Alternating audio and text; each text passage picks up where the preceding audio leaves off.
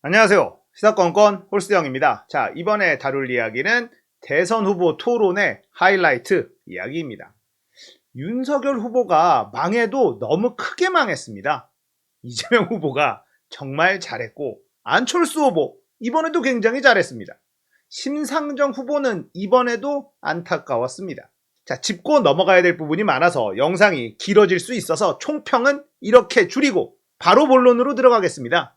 자, 이번 토론회에서 윤석열 후보는 너무너무 재밌는 장면을 많이 보여줬어요. 특히나 이미 돼 있는 걸 마치 없는 것처럼 자기가 하겠다 이렇게 주장하는 것. 이번에도 또 나왔는데요. 한미동맹 관련해서 포괄적 동맹 이미 하고 있거든요. 자, 이 부분 한번 보겠습니다. 자, 한미동맹 관련해서 하나만 여쭤볼게요. 한미동맹은 이제 포괄동맹으로 발전했다고 합니다. 이제 군사안보동맹에서 이제 기술, 경제, 환경 등등의 포괄안보동맹으로 발전했는데 윤석열 후보님께서 이런 얘기 하셨어요. 한미동맹이 군사동맹을 넘어서 우주협력으로 확대해 가야 된다. 또 6G 등과 같은 이런 기술 분야 안보 확장도 얘기해야 된다. 이렇게 말씀하셨는데 그러면서 포괄안보동맹으로 가야 된다. 이런 말씀하신 것 같아요. 한미정상회담에서 한미정상이 합의한 포괄안보동맹하고 윤 후보께서 말씀하시는 포괄안보동맹은 어떤 차이가 있습니까? 포괄이라고 하는 것은 군사 분야만이 아니고 경제, 첨단 기술, 또 기후협약과 같은 국제 협력 문제 이런 거를 다 종합해서 포괄적인 전략 동맹이라는 말씀이죠. 그건 뭐 우리나라나 미국이나 다 공이 외교가에서 쓰고 있는 얘기입니다. 아니, 제가 물어보는 건 그런 취지가 전혀 아니고 지금 윤 후보께서 새롭게 포괄안보 동맹을 하겠다면서 내세운 이 두 가지가 이미 한미 정상회담에서 다 합의한 내용이 들어있다 이 말이죠. 그런데 또 이걸 하겠다 이렇게 얘기하니까 윤 후보님 그런 거 많으시잖아요. 뭐 이미 구직에 있는데 구직에서로 만들겠다. 예술고인데 예술고 만들겠다 이렇게 얘기하셔서 이것도 이미 하고 있는데 네. 또 하겠다고 그러셔서 왜 하고 있는 걸 또 하겠다고 그러냐 이게 말씀입니다. 글쎄요. 저는 하여튼 이런 다양한 분야에 군사뿐만이 아니라 또 지금은 이 안보와 경제를 또 분리할 수 없는 상황이기 때문에 이런 포괄적인 동맹이 필요하다라고 말씀을 드린 거고 제가 뭐 꼭 새로운 이론을 내야 되겠습니까? 공약으로? 제가 NSC 이미 회의했는데 NSC 그 회의하라 이렇게 주장하시는 것도 봤는데 시중에 후보님 이런 얘기 있어요. 우리 저기 후보님 그 빙하 타고 온 둘리 같다. 혹시 뭐 들어보셨어요? 그 정상적인 그 질문을 하시죠. 팩트에 근거해서. 네, 심상정 후보 발언. 와, 너무나 충격적인 발언을 합니다. 제가 꼭 새로운 걸 얘기해야 됩니까? 공약은 지금에 없으니까 내가 대통령이 되면 하겠다라는 건데 이미 하고 있는 걸 내가 또 하겠다. 이게 공약이 될 수가 없잖아요. 근데 윤석열 후보는 이런 게 지금 너무 많아요. 이건 캠프에도 심각한 문제가 있다는 걸 증명하는 겁니다. 어떻게 대통령 후보가 공약을 내면서 꼭 새로운 걸 얘기해야 됩니까? 라는 말을 할 수가 있죠? 저는 이 발언에 정말 충격을 받았어요. 그래서 이런 얘기가 있습니다. 윤석열 후보는 대통령이 될 필요가 없다. 이미 윤석열 후보가 발표한 공약들이 다 시행이 됐어. 다 이루어진 일이야. 그러니까 윤석열 후보가 대통령이 될 필요가 없다는 이야기. 공약 100% 달성. 뭐 이런 얘기가 우스갯소리로 나오고 있는데 정말 한심하죠. 자, 이번 대선 토론회에서 가장 크게 이슈가 된 장면입니다. 일본과의 동맹 이야기. 화면 보시죠. 한미일 군사동맹도 검토하시는 거예요, 그러면? 가정적인 상황이니까 지금은 그런 얘기할 때는 아니라고 생각합니다. 그러니까 한미일 군사동맹을 하면은 유사시에 절대 안 하실 겁니까? 아, 그렇죠. 유사시에 한반도에 네. 그러니까 일본이 개입하도록 허용하는 건데 그거 그죠? 하시겠습니까? 저게 한미일 동맹이 있다고 해서 유사시에 들어올 수도 있는 거지만 꼭 그걸 전제로 하는 동맹. 그럼 미국 MD는 어떻습니까? 네, 미국 MD는 저는 한미일 군사 동맹이 있다면 일본군이 들어올 수도 있지만, 야, 대한민국 대통령 후보의 마인드로서는 너무나 개방적인 마인드 아닙니까? 야, 다 들어와, 다 들어와. 야, 이거 뭡니까? 역사의식이라는 게 전혀 없죠. 일본이 대한민국을 식민지로 만들 때 그 계기가 된 게 뭐였느냐? 바로 민비가 동학혁명군을 제압하기 위해서 청나라 군대, 일본 군대를 우리나라 땅에 들였어요. 거기서부터 출발한 겁니다.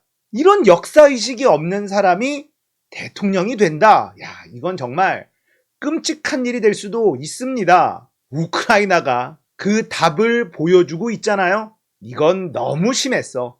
이 발언 이후로 이번 대선은 한일전이다 라는 얘기가 커뮤니티를 통해서 막 번지고 있고, 일본에서는 일본에게 가장 유리한 후보가 바로 윤석열 후보다 라는 보도가 연일 이어지고 있다고 합니다. 야, 진짜 이번 대선 한일전 프레임까지 만들어주는 윤석열 후보, 이번 토론회에서 심각한 사고를 친 것 같습니다. 자, 지금부터는 그냥 재밌는, 웃을 수 있는 장면들입니다. 자, 윤석열 후보가 말귀를 못 알아듣는다는 건 국민의힘 경선 과정에서 본인이 스스로 이야기한 거거든요. 제가 말귀를 잘 못 알아먹습니다. 이런 얘기를 스스로 한 적이 있어요. 이번 토론회에서도 그런 장면이 나왔는데 한번 보겠습니다. 윤 후보님은 좀 어려우시겠죠? 지금 질문한 거를 제가 막 못 들었습니다. 안철수 후보님한테. 아니, 제가 질문한 거예요. 네네. 못 들으셨군요. 제가 드린 말씀 요약하면 1인 1표가 가능하도록 비례대표 제도도 좀 개선하고. 딴 생각했어. 아니, 대선 후보 토론회에서 딴 생각하고 있으면 어떡합니까? 자기 할 말만 생각하고 있다는 증거죠. 다른 사람 이야기를 들을 줄 모르는 사람이라는 게 확인이 됩니다.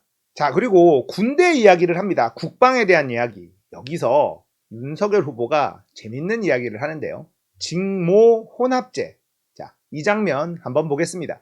저는 그 안보를 중시하는 그 국민의힘에서조차 왜 이렇게 절박한 인구 절벽에 따른 군 혁신에 대한 관심이 없나 지금 의아합니다. 드릴까요? 네, 말씀하시죠. 그래서 지금 군의 여러 그 병과 중에 나머지 전투병과를 제외한 나머지는 가급적 민간인으로 대체하면서, 여기서 잠깐, 제가 공익근무요원을 나와서 정확하게 군대를 이해하지는 못해요. 그런데 전투병과를 제외한 나머지가 민간인이 맞는다? 이게 군대 내에서 가능한 일입니까?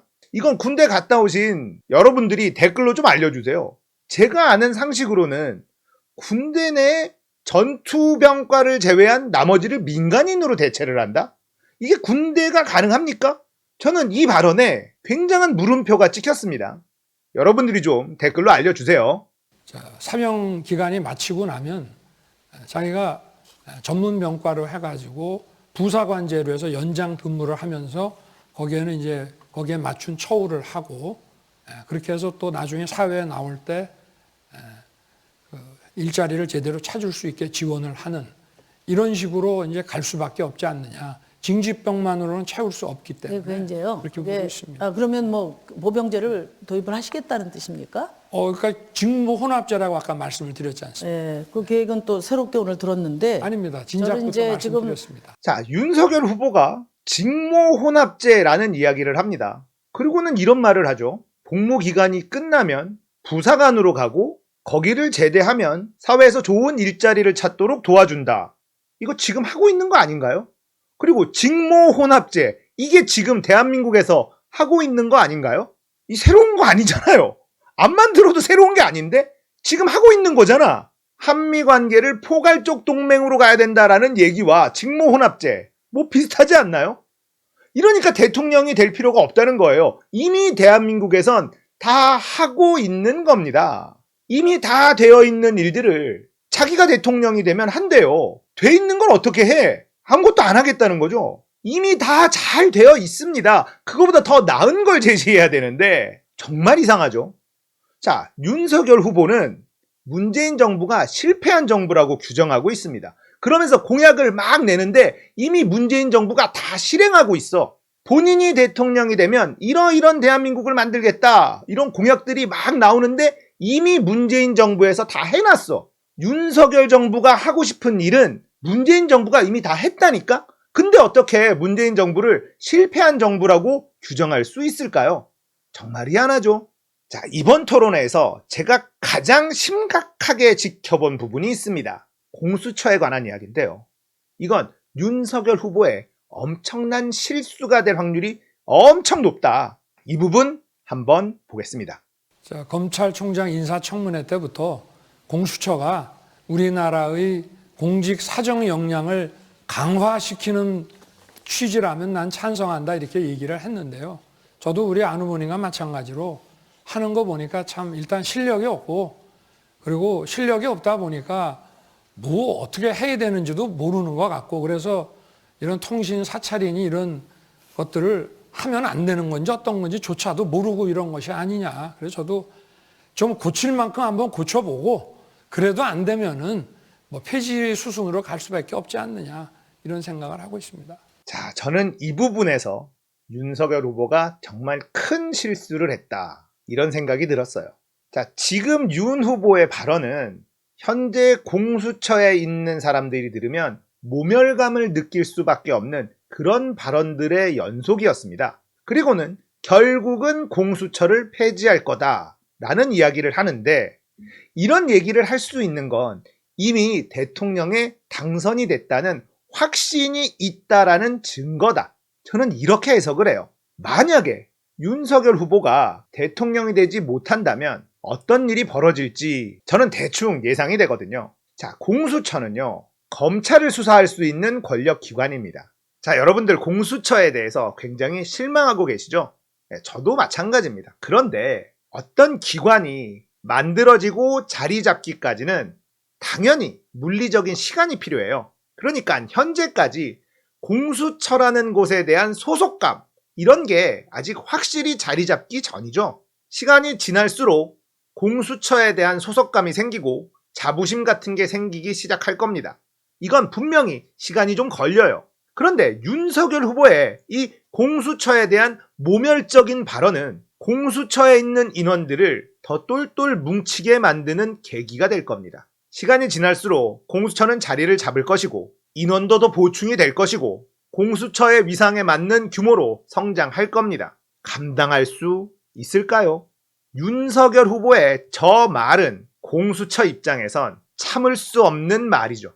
공수처가 윤 후보에 대한 의혹에 대해서 정말 명명백백하게 밝힐 수 있으려면 이재명 후보가 대통령이 돼야만 됩니다. 무슨 뜻인지 아시죠? 밭을 갈아야 됩니다. 밭을 갈아야 됩니다. 그냥 박박 갈아야 돼요. 이번 토론회로 분위기는 더 좋아졌습니다. 윤석열 후보가 부족한 게 많다는 건 또 여실히 드러나고 말았습니다. 저는 개인적으로는 정치 사회 분야라 별다른 사건 사고가 일어나지 않을 걸로 생각했어요.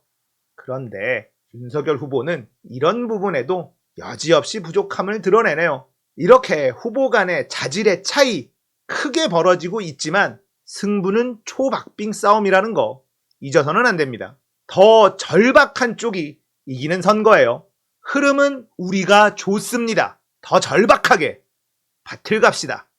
오늘 이야기 여기까지입니다. 공감되셨다면 구독, 좋아요, 알림 설정 부탁드릴게요. 감사합니다. 끝!